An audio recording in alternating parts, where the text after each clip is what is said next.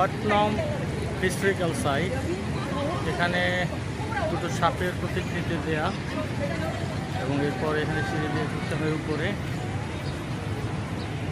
এটা একটা টেম্পল।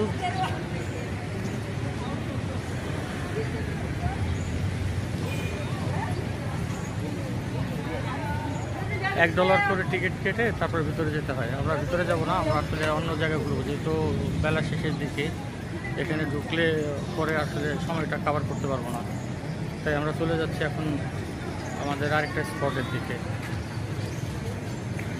এখানে প্রচুর দর্শক রয়েছে, যারা পর্যটক বলবো, বিভিন্ন দেশ থেকে আসছে।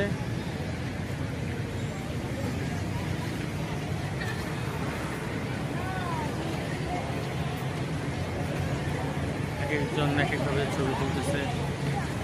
তাল গাছ। আচ্ছা, এই গেটটা দিয়ে এখান দিয়ে প্রবেশ করতে হবে, করে ভিতরে ঘুরে ঘুরে তারপরে এটা হচ্ছে বাহিরের পথ, আর ওইটা হচ্ছে টিকিট কাউন্টার।